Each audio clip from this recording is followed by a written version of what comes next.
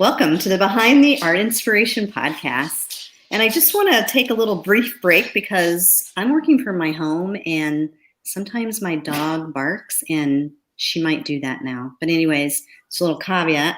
But my podcast is a sneak peek into the studio practices of all types of artists, conversations for collectors who love to listen to the banter and creative process of international artists. I'm Caroline Art. Let's get to it. Now, I'm going to let Galina talk now, and I'm going to mute. Okay. Hi, Caroline. Thanks for having me on your show. Hi.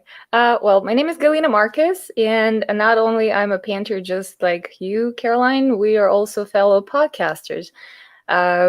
I have my own show that I run with my husband, who is a musician and a martial artist, and the show is called In the Art Scene.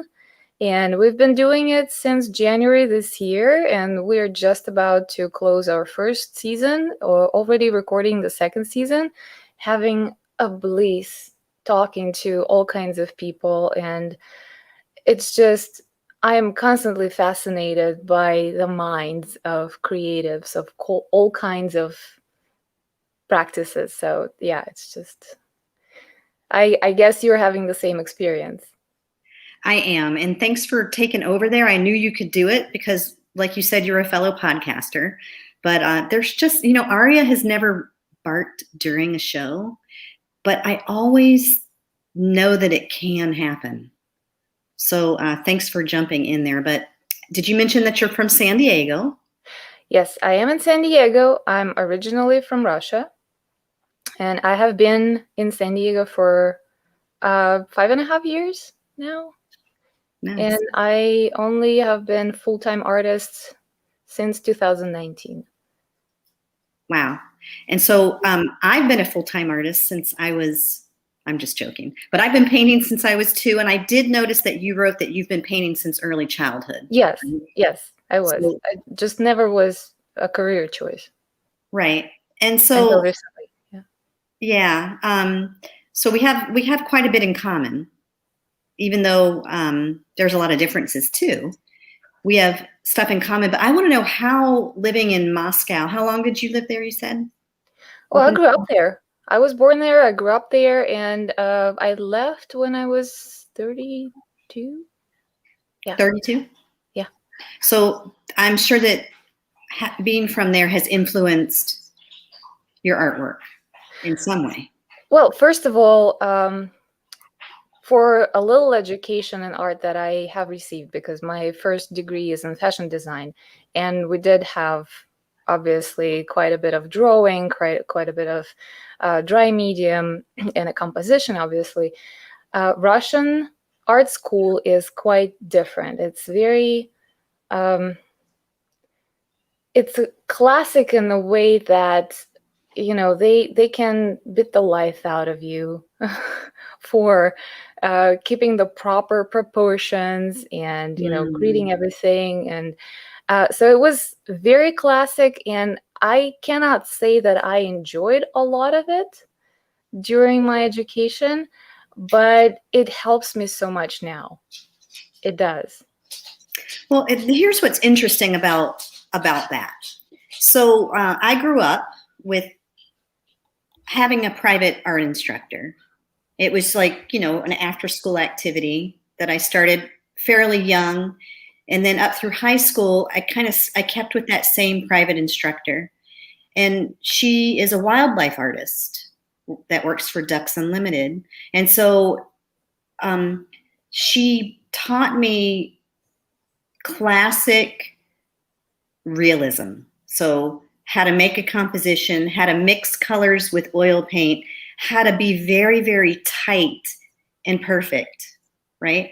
So then when I went to college, and went to art school, I had that background, right? So I knew, and it's the same thing as you're saying, like you have that kind of background, and then what you do with it is up to you. So what I did with it is initially I became an abstract artist. I went the total opposite. more abstract expressionism, putting paint on the canvas with Rust-Oleum. Like I wanted the blackest black. So I used Rust-Oleum, and then, I had my own studio space. I was getting a Bachelor of Fine Arts. So I had my own studio space to just dedicate the entire years to work on artwork. And I went really large, and I would dip my towel in turpentine, and I would rub back into the canvas.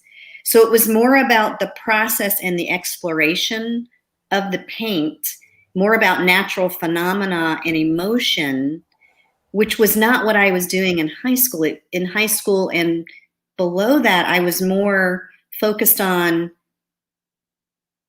the direct, this is what this looks like extreme realism.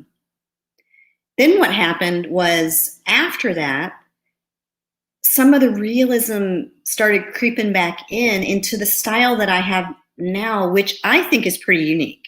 Like, I don't know. It's even going a little bit more of, like you can see the one behind me. It's like that bit of realism, but then that bit of fantasy and expressionism and mark making. I love your style a lot. Well, thank you. How would you describe it?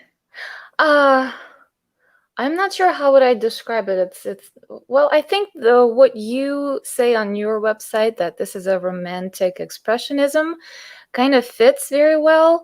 I do like it that it's very vibrant, and at the same time it's loose. It's not. I have problems sometimes. I find myself really, getting into my head and trying. I paint quite tight, which I really want to let go of. And in those rare moments when I basically meditate and just express whatever, and I've done quite a bit of intuitive painting, those are my favorite pieces. But whenever I have an object in mind, or, sort of a scene in mind, I find myself going into that tight mode, something that was bitten into me in school. Right. And it does become liberating once you can, I don't mean to say let that go, because you don't let it go, but it kind of turns into something different. Right. And yes. It's almost like, so I still work with children in early childhood, right? And they don't have limitations. They'll just paint, and it's almost like that. It's that childlike, just experimentation and getting fascinated by what colors make other colors, right? And what happens if you rub really hard, or what happens if you don't wash your brush. That's one thing that is a pillar of my work, is I rarely wash my brush in between colors. I do the same thing. Yeah, because it's those are the magic moments where, oh, look at that color in there. It looks kind of neat.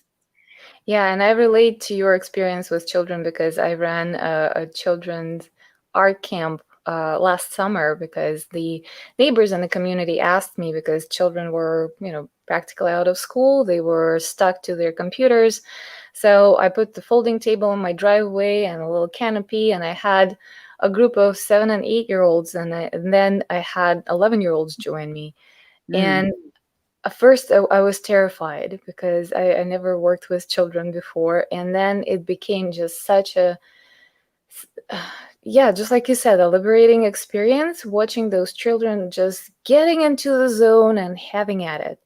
And then on the contrast, when I started working with 11-year-olds, those are, like good students. They are waiting for instructions. They are trying to copy what I do. They're, they're more conscious or more afraid of making a mistake. Right. So, and it was quite interesting to see that in the span of just 3 years, the mindset of those children is changing.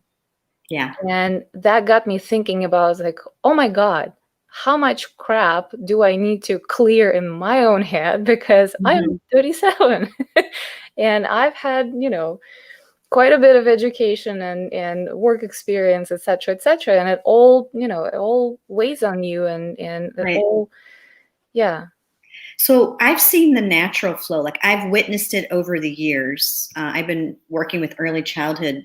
Oh God, I don't even want to say how many years because it will age me. But I watch a 4-year-old,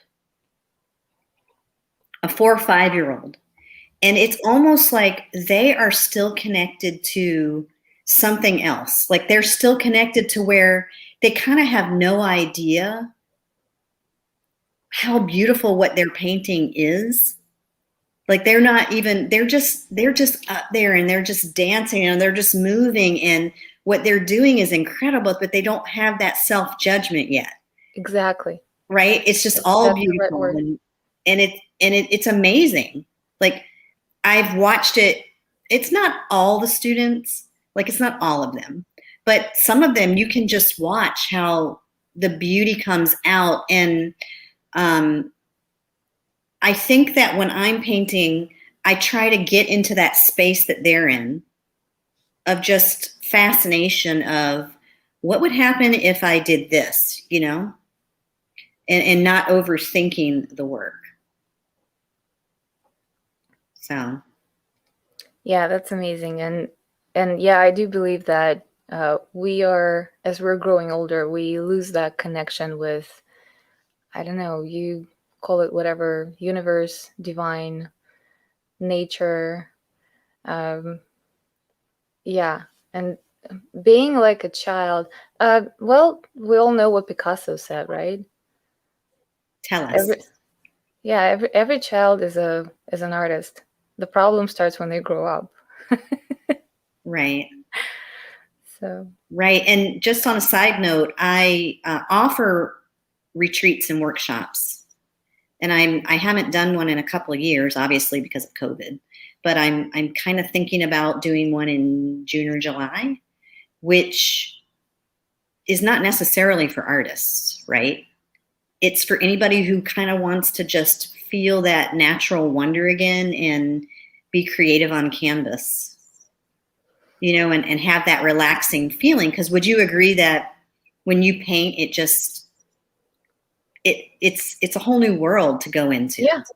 yeah, it takes you out of your head, and it's a totally different experience. And to your point, and I would love to experience one of your retreats and workshops. I'll see if I can come down to Florida when you open up again, and We're open. keep me posted. Yeah, We are open. This one I think is going to be in DC. Okay. Well, anyway, keep me posted. I'll Yeah, I will. see if I can come down there. Great. So what I did with my teaching practice is I took it online last year, and I actually had quite a good experience with that, because I was able to connect with people in different parts of the world. And my class is intuitive abstract class, and I designed it with mindfulness at the base of it. So I take people through some breathing exercise and meditation, some visualization process, like few times during the class. Nice. Yeah. And every single time I'm kind of trying to lead them deeper and deeper, taking them away from the left hemisphere to their right hemisphere. And those are some things that are happening. Like you can see the transformation after like the first hour, and usually it takes 2 hours for that. After the first hour, people finally start letting go. Yes. And this is when magic happens. And I have seen those, and I haven't had a single person leaving my class without a really powerful work. And some of them were even shocked by it. And Yeah. a lot of them came with absolutely preconceived notions that I am not creative. I've never held a brush in my hands. I'm bad at stick figures. So when you remove that self-judgment, when you create the space when they can realize that there is no mistake to be made, and there's something inside that needs to be let out, when that something comes out and becomes a visual picture and they can look at it, they can introduce themselves to that thing, that changes their perspective a lot. I have a couple of people who are working with me. It's practically like a therapy. Yeah. They're coming every week, and yeah, and they are coming starting, like I had such a long and hard week, and I had some, fluctuations in relationships or hardships at work and things like that. And then we kind of take it from there and start exploring what's actually going on, what they feel inside, and how to release it. Yeah, and I have found that some people are natural at facilitating others in that process. And it sounds like that you are one of them. And I enjoy it a lot. Yeah. I was just having this conversation with somebody last night about how I enjoy doing that with other people too. And I guess my little laboratory is the children, because they might come to me with sensory issues or pretty much anything. And by the end, they just blossom. And it's just finding what it is that makes that person tick. And it's the same thing with adults. And I think what you're doing is actually maybe even more important, because we all have those stories about teacher in the third grade that said something about you, and it completely ruined your life, right? Why is it always third grade? Right? I don't know why, but it's always third grade. So having a teacher who is in your corner and inspiring you kind of leaves you with no limitations, and or understanding that you don't have to fit the box, right? Because how many people do we meet who say, oh, my teacher in the third grade, I love drawing, but my teacher said that I have no talent and I should not pursue it, and they became a super unhappy accountant for the rest of their lives, right? I think it's or stop daydreaming and looking out the window. Exactly. But that's who we are. That's how we create. Exactly. Yeah. So you're doing an amazing job. Thank you. Yes. And so I want to hear a little bit about your podcast. Okay. Well, that was my next question to you too, by the way. You beat me at it. But yeah, I think the podcast is, in a way, was my response to the imposter syndrome. And tell us the name before you continue. It's In the Art Scene. Yes. So you can find us at intheartscene.com. That's the website. There is a tab to read the blog posts, because we have an adjacent blog post to every episode. And actually, it started as a blog. Okay. And then it became a podcast, because it was kind of easier to just talk to people and then transcribe whatever we were talking about into the article. And then I thought, why do I spend my time transcribing? They do it better than I will ever do. And it became a podcast. And at that point, my husband joined me, and he, being a really good musician and loving the editing process, that's his domain. So we're co-hosting the interviews. Sometimes I do interviews by myself, but then we record the intro and outro together. Sometimes we do interviews together, and well, in the first season, I think I invited the majority of the people for the podcast, but a lot of them are our mutual friends or mutual connections that we both know. One, and that will be the last interview of the season, and that's a spoiler alert right here, is Ron's sensei, karate sensei, and he was talking about how to be an artist of life. And that's an amazing conversation that we had. So by the time you release your episode, and obviously we're streaming right now, so nobody's here right now to it yet. Yeah. So, but by the time I post this on my podcast, that will be already in the past. But anyway, yeah. So the whole idea became I really was creating a community, but I felt a little self-conscious to kind of, knock on the door to artists or art groups who are already established and say, hey, let me in, I want to be your friend, I want to play with you. Right. So it kind of, I don't know why, it just didn't work for me. So I did feel quite imposter. I was struggling quite a bit with it. And then I decided that, well, okay, maybe I will do it, backwards in reverse. I will do something for the community, Mm. which became this blog. I decided that I will interview artists and I will just create this platform where I can showcase whatever they do or tell the story that they don't have any other places to tell. And I pretty much became friends or at least acquainted with every single one of them. Nice. And now, as we're doing a podcast and we're growing, I am humbled every single time when I hear them thanking us for doing it. So yeah, the podcast and In the Art Scene project is just, a way of creating a community. I was craving for it for myself, so kind of created it for myself. Absolutely. Yeah.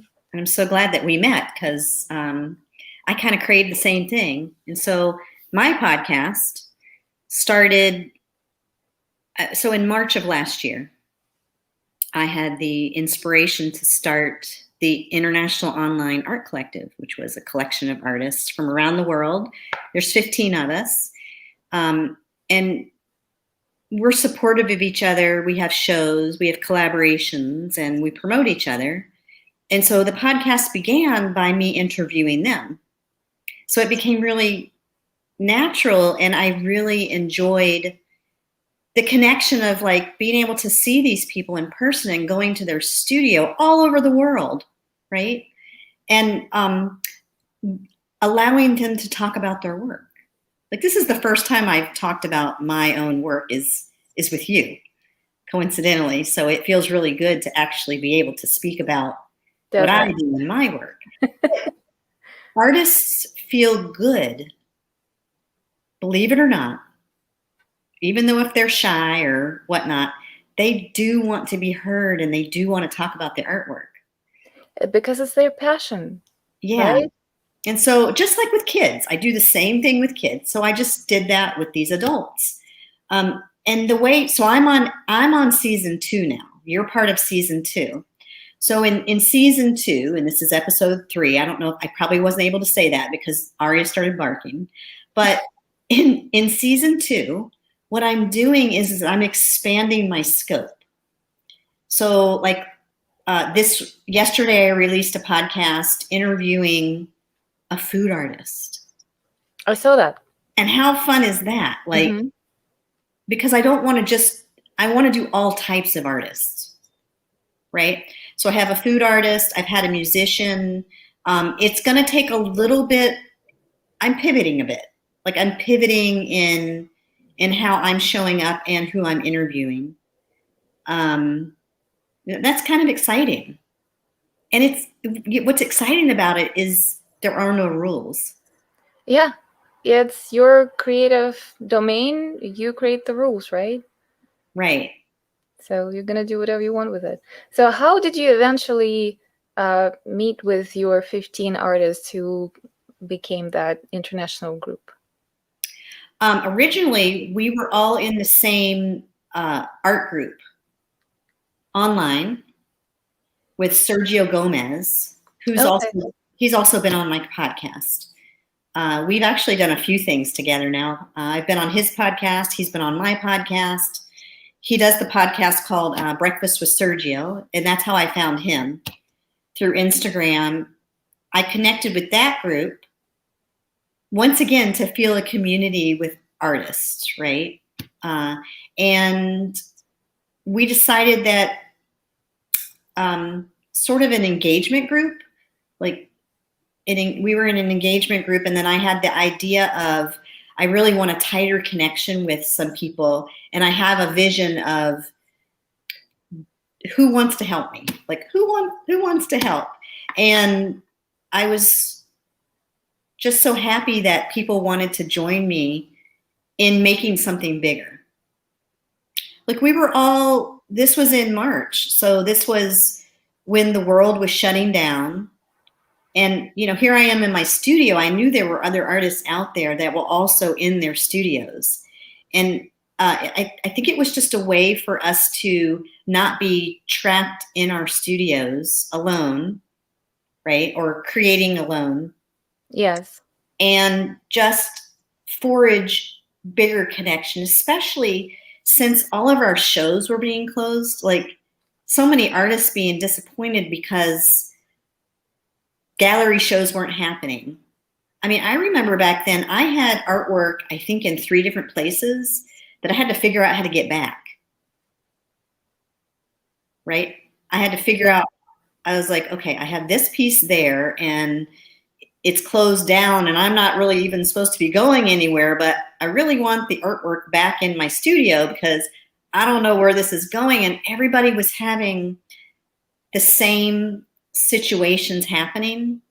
And so it was a nice way to check in with each other, to be like, yeah, I'm having that same exact experience. This is how I handled it. So that's how the collective started. And I mean, I did not in any way, shape, or form do it all myself. I have, it's amazing how talented in different kinds of ways that these 15 artists are. Like, we have phenomenal video editors.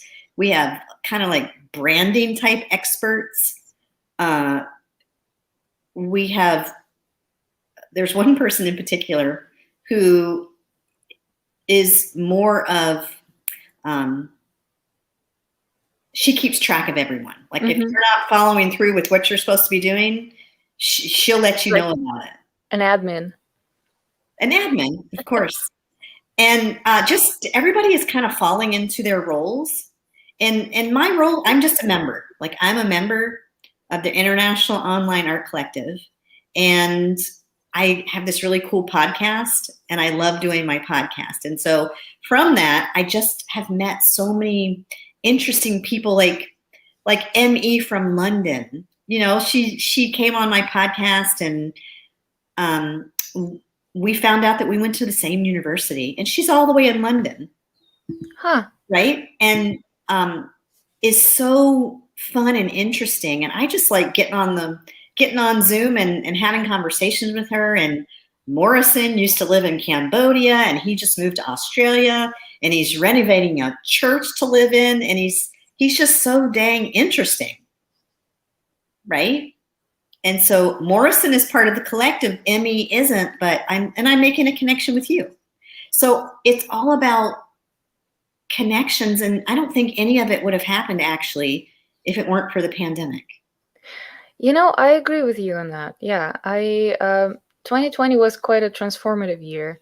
I can't, and I don't want to say that it was a good year because it was so different for everybody. But I think universally it was transformative for all of us in one way or the other.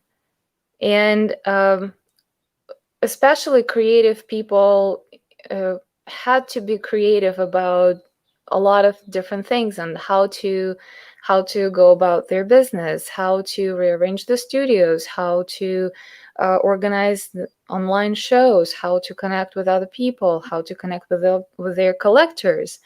It was the whole year is a creative challenge.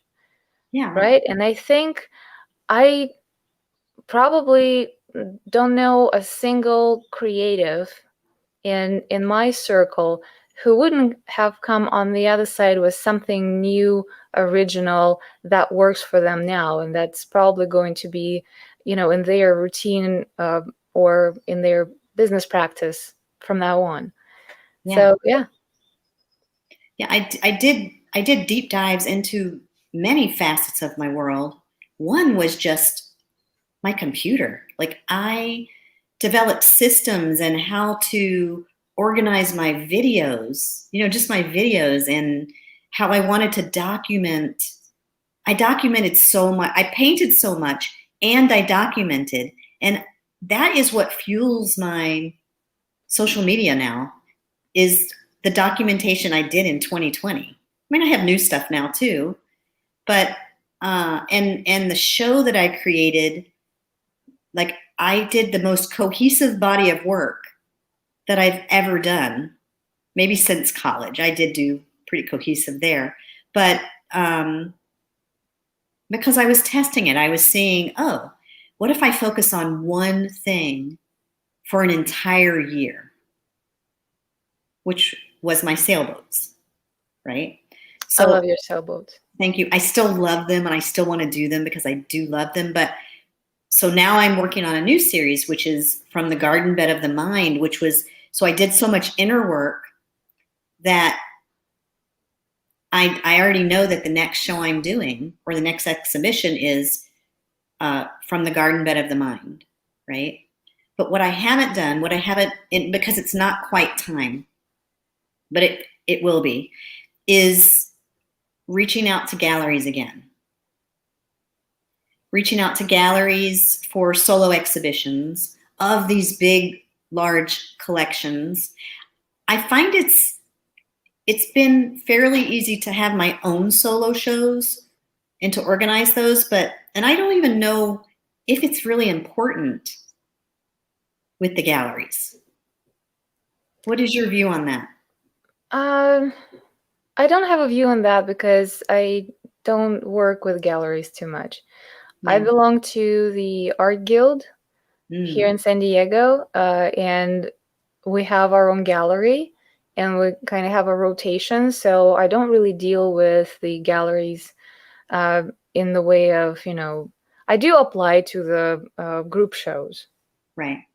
I do that, but I don't even think I have enough of one style thing for a solo show, because I'm the type of the artist, like I'm all over the place. I change my color scheme quite often. I change the techniques often, and I keep joking that my longest series is 3.5 works.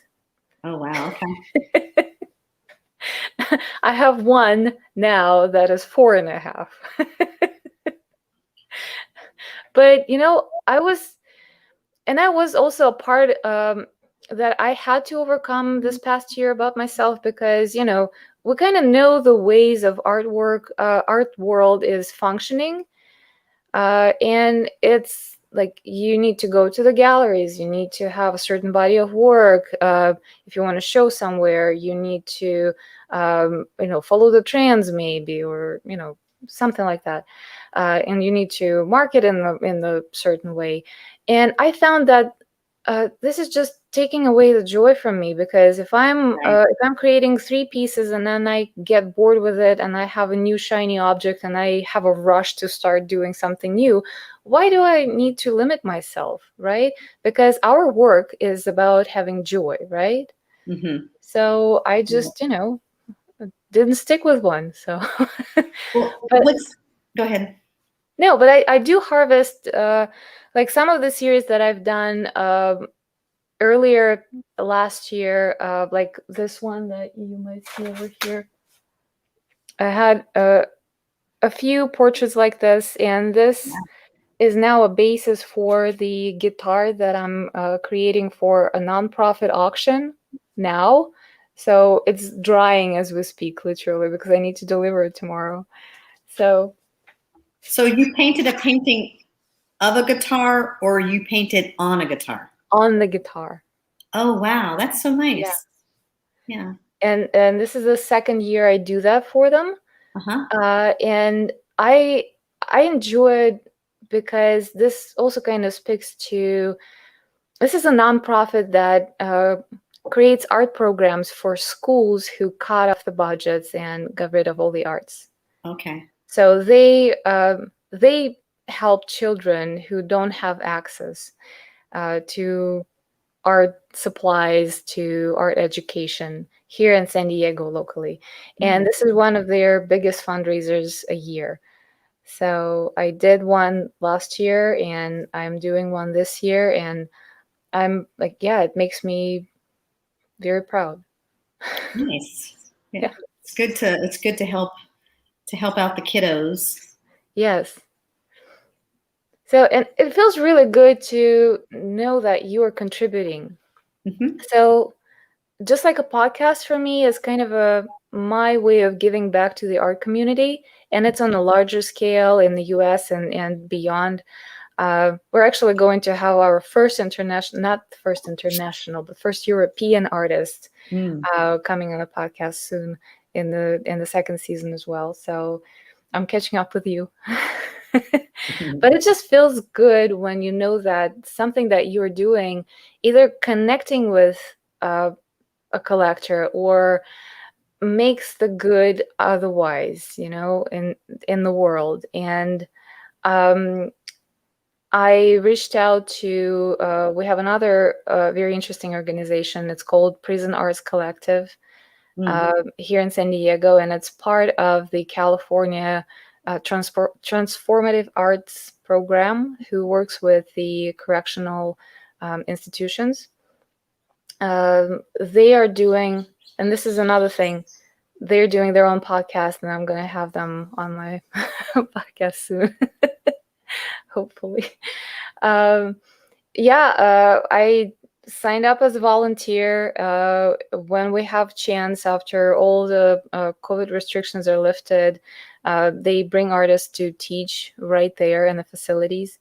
So yeah, it's very interesting. Yeah. So when you see how art transforms someone's life, this is by far the biggest reward. Yeah, and it is so transformative, and I think with people, not everyone, but I think people are starting to realize that the quiet and the introspectiveness nature. I'm mixing up those words. The introspective nature of being an artist or creating artwork is so good for the soul.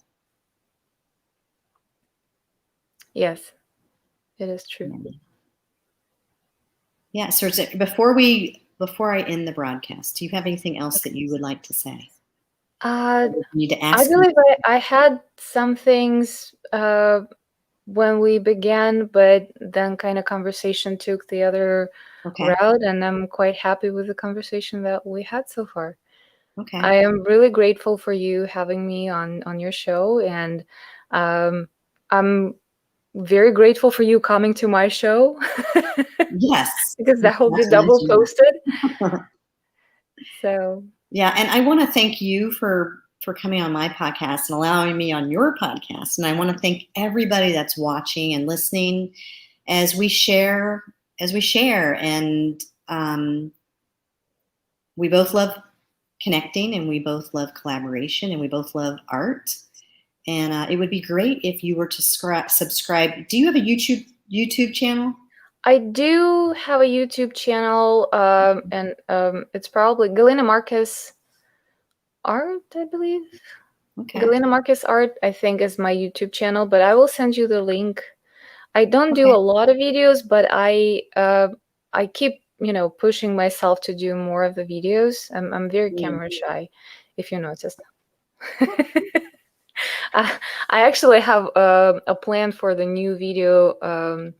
I work at the fine art print shop twice a week, and there are interesting things, tips that I can give to artists for the producing the prints and giclées of their work that I wanted to share. So I was kind of collecting it for a while. Now I kind of have a cohesive list of what I want to talk about. So that's probably coming soon on my channel. So yeah, I will appreciate if people will sign up. But if you just find me on Instagram at Galina Marcus Art, I will appreciate that as well. Yeah, and I would love if people subscribe to my art channel, which is Caroline Artist. And being a facilitator of conversation, typically what I do for my podcast is I pose an open-ended question to each artist in my true Caroline style. And it's simply send me a one-sentence blurb about you and what inspires you to do what you do. And the conversation flows from there. You realize that this is like one of the most difficult tasks, to describe what you do in one sentence, right? I know, but it kind of gets somebody thinking, and it like, I guess what it does is it sparks a conversation, and then I kind of meet with the person beforehand, and that's actually when I formulate what I want to talk about. Like, I pick up on their spark a little bit, and it's been kind of fun. But Your that's channel is amazing, and everybody should sign up for it. yeah. Subscribe, hit the like button, hit the bell notification, go check Caroline's website, go check her Instagram account, and find her on LinkedIn, because LinkedIn made us connected, and that's a really good tool to find artists around the world. I didn't know it until I started looking for artists on LinkedIn too. And I just reached out to you. I was like, oh, bing, and I messaged you. So that's the way that the world goes now. People are open to that, just that, hey, you want to come on my podcast? And they're like, sure. I'm actually asking myself, is it how the world works now, or we were just too afraid to try before? Maybe because so. I was so afraid of reaching out to artists and sparking the conversation, and now I find that everyone is just open. Everyone really, and I actually heard on some other podcasts that, well, artists are so shy, they don't want to do the podcast or interviews or anything like that. I haven't find that so difficult, because when you start talking to people about what they are passionate about, try to stop them, right? Yeah. So meet them where they are, and we all are in the art scene. In the art scene, I love that title. Okay, well, I'm gonna stay right where you are. Okay. I'm gonna end the broadcast. Okay. Thanks for coming, everyone.